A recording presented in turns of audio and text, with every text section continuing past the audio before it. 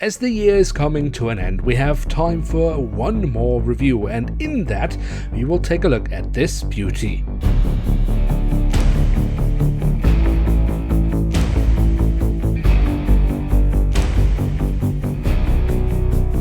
And with that, hello and welcome to a new episode of Review, where we today will take a closer look at a Boeing 777-300ER of Air France. And at the front of the box, we find the Air France and SkyTeam branding. Now, this box has this lovely feature that it can actually be opened up here at the front, where we then have this lovely image of the aircraft model inside. And on the back side, we then have a bunch of information in English and in French. If you want to read that, you can pause the video. Now, before we get any further into today's review, it is worth mentioning that this aircraft model does come with a stand. And here she is, the Boeing 777-300ER of Air France in the SkyTeam Airline Alliance livery. Now, this aircraft model was sold under the Hogan Wings brand, but Hogan Wings and Harper Wings is one and the same company, but the brand Hogan Wings has mostly been used for selling models in Asia. So if I at some point refer to this model as a Harper Wings model, don't be confused, it's one and the same company. There have also in the past been models that have been sold both under the Harper and Hogan Wings brand, but as far as I know, this one has only been sold as a Hogan Wings model. But now let us take a closer look at the aircraft model to see what it actually has to offer.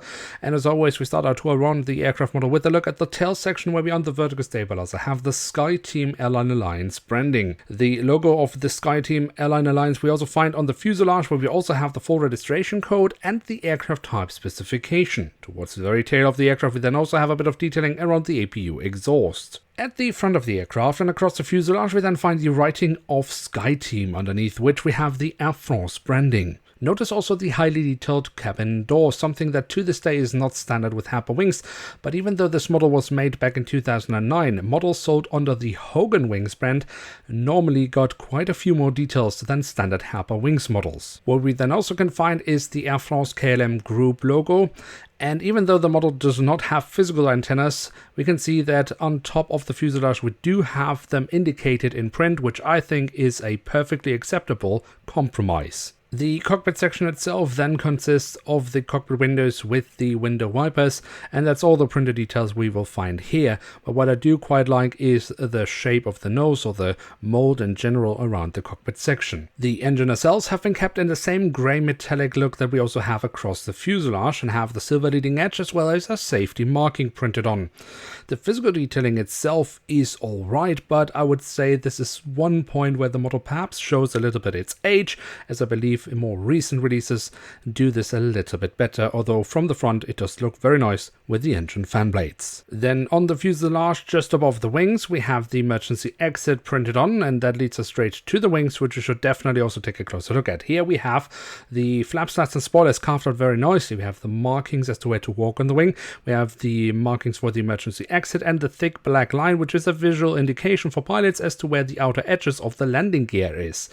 Then the underside of the wings offers us more nice physical detailing, and we also find here the full registration code of the aircraft once more. My personal highlight, however, on the wings is the addition of the landing lights here printed on, which I think is really awesome. This is, however, also one place where the aircraft model does show a little bit of its age. As you can see, the wings are basically one solid piece which has been slotted into the fuselage from underneath, and this leaves some of these rather visible gaps, which is something the current Harper Wings mold has solved rather nicely. The landing gear has, however, not changed over the years, so this is still the standard landing gear that Harper is using to this day on all their 777 aircraft models. Very nice for the main landing gear, which looks decent, and also the front landing gear looks pretty alright, and especially nice here is the fact that there are some printed details on the front landing gear. And you might already have noticed it on the belly of the aircraft. We do have a hole in the fuselage, which was not standard back in 2009, but given that this aircraft model does come with a stand, it of course makes sense, and it doesn't destroy any printed details, so even though I'm still not a huge fan of it, I don't mind it.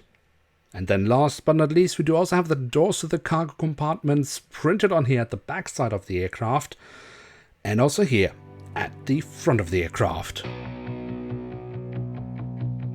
So there we have it, the Boeing 777-300ER in the SkyTeam Air France livery in scale 1 to 500 from Hogan Wings. And what can we say about this aircraft model? So let's start by talking about the physical detailing. Well, I very much like the 777 mold from Herpa/Hogan Wings, and even though this is the older versions where the wings have been slotted in from underneath, I still think it looks rather good. Although we of course also here have the typical Herpa/Hogan Wings issue with the engines being a little bit too squeezed for the 777, but as I say, this is a typical issue. This is not just affecting this model, but all models of the 777 series. When we talk about the print quality, this aircraft model also certainly does not need to hide away from more recent releases, as it boasts a lot of lovely detailing.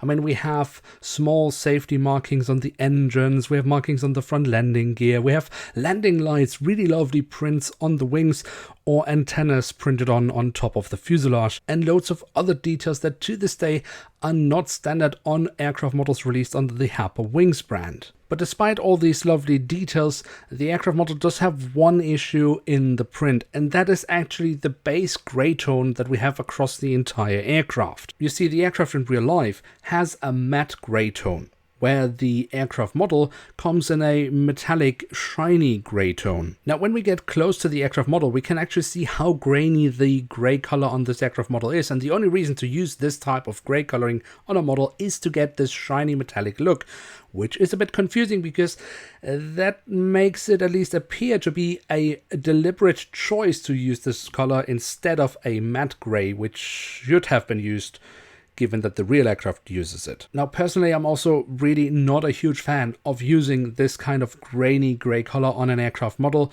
but in fairness, it has to be said, you have to get really close to really notice the graininess. So if you just have a bit of distance, it kind of disappears and you just have the metallic look on the aircraft model. But with that, let's end our talk about grainy grey coloring. Now with that, we have reached the end of today's episode, and indeed of an era, because this series has been going on since 2014 and in its current form since 2017, and this will be the very last episode of review in its current look. We will of course be back in the new year with new episodes of review with a graphical facelift, and I very much look forward to showing you this. But for now, thank you very much for having watched today's episode. Don't forget to leave a like and subscribe. I'm checking out, and bye.